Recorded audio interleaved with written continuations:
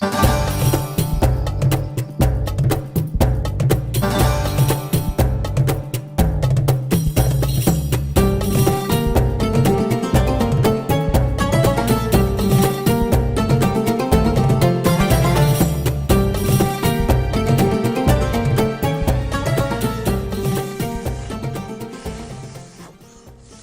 what are you doing?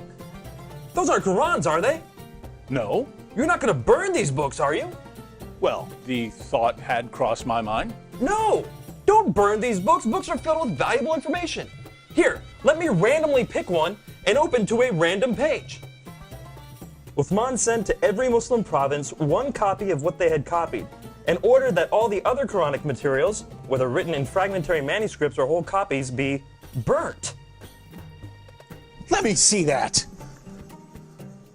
Uthman ordered that all other Quranic materials be burnt.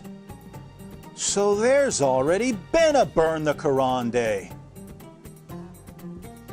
But why, Nabeel? I don't know, David.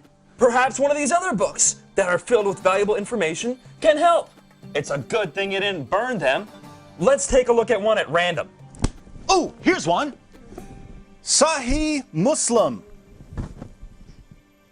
Abu Musa al-Ash'ari sent for the reciters of Basra. They came to him and they were 300 in number. They recited the Quran and he said, "You are the best among the inhabitants of Basra, for you are the reciters among them. So continue to recite it. But bear in mind that your reciting for a long time may not harden your hearts, as were hardened the hearts of those before you." Good. Wow, it says they had their hearts hardened. Well, what happened next? Let's keep reading and find out. We used to recite a surah which resembled in length and severity to Surah Barat.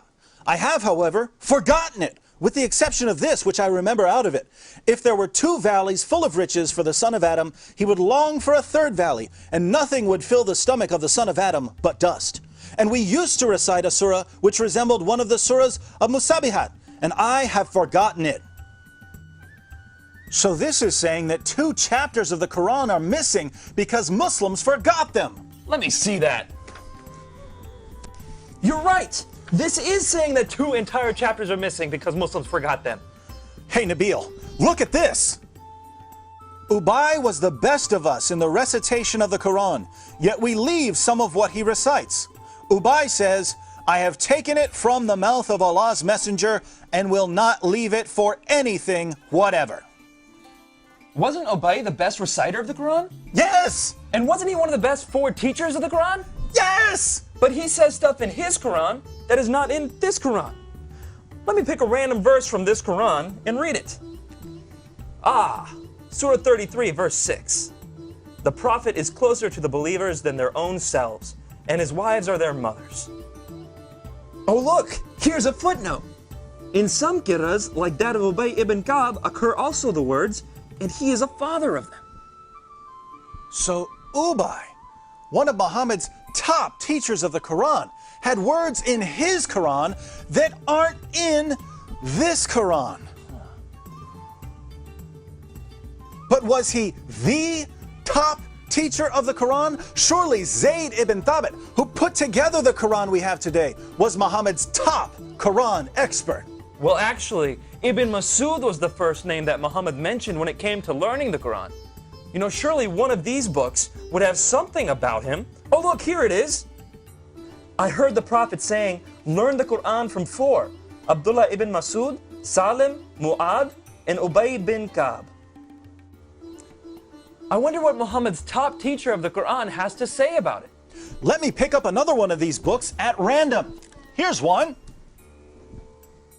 The people had been guilty of deceit in the reading of the Quran. I like it better to read according to the recitation of him whom I love, more than that of Zayd ibn Thabit. Wow, according to that book you're holding, Muhammad's top teacher of the Quran is saying reading today's Quran is like being guilty of deceit. I wonder if any of these other books have something to say about it. Here, let me look at this one. Oh, there it is. O you Muslim people, avoid copying the Mus'haf and recitation of Zayd bin Thabit. By Allah, when I accepted Islam, he was but in the loins of a disbelieving man. And it was regarding this that Abdullah bin Masud said, O people of Al-Iraq, keep the masahif that are with you and conceal them.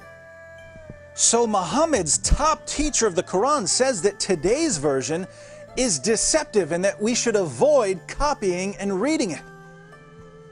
But now I'm confused, Nabeel. Muslims have always told me that the Quran has been perfectly preserved right down to the letter and that the evidence proves this. That's what I was always taught. I'm sure one of these books will tell us that the Quran was perfectly preserved. How about that one? Let's see.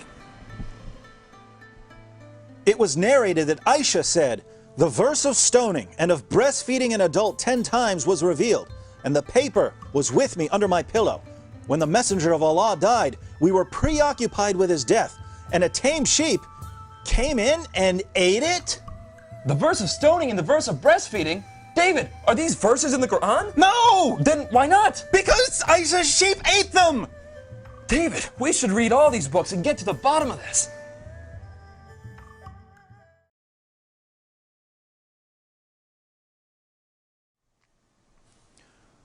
So let me see if I've got this right. Muhammad died, and no one had compiled the Quran.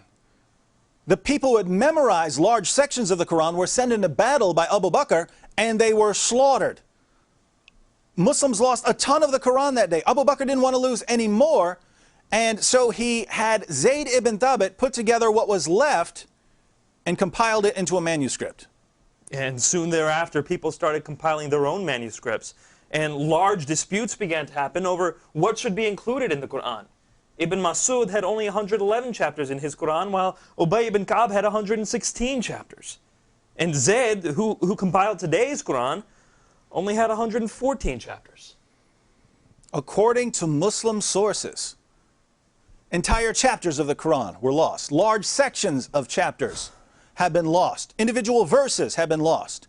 And in the end, Uthman put together what he could, put out his own official version of the Quran, and burned all of the evidence. Wow. Sure, I'm glad that no one burned this evidence.